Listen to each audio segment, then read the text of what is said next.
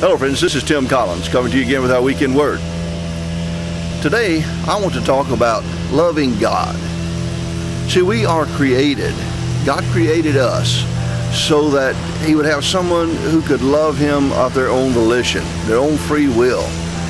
Jesus said the greatest commandment is to love God. Matthew 22:37, love the Lord your God with all your heart, with all your soul, with all your mind. This is the first and greatest commandment.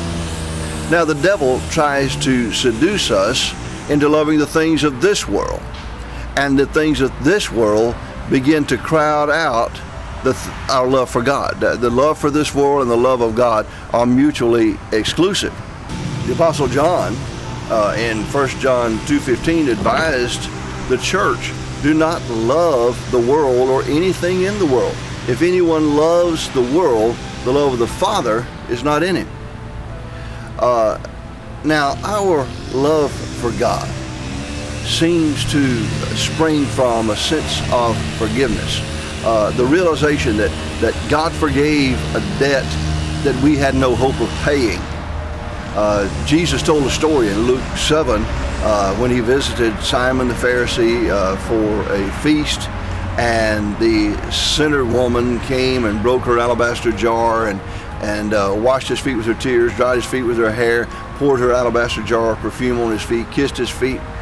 And He told Simon the Pharisee, who was criticizing Jesus and the woman in his mind, told him the parable of two debtors, how one debtor owed a huge debt, another owed a smaller debt, and the master forgave both of them. Asked Simon which would love him more, and Simon said, well, I suppose the one that had the greater debt forgiven. And Jesus said he was correct. And in Luke 7:47, He summed it up, but he who has been forgiven little loves little. So when we forget the huge debt that we were forgiven, we forget how extensive God's forgiveness for us is, then we can begin to love the things of this world. As long as we have that deep sense of gratitude for His forgiveness, we cannot begin to love this world. So when the love of this world begins to overshadow our love for God, we have obviously forgotten how much we've been forgiven. Always keep that at the forefront of our minds. Well, I hope you'll be in church Sunday worshiping God in spirit and in truth. That's one example of how we show our love for Him. Take time, set aside time to go and worship Him.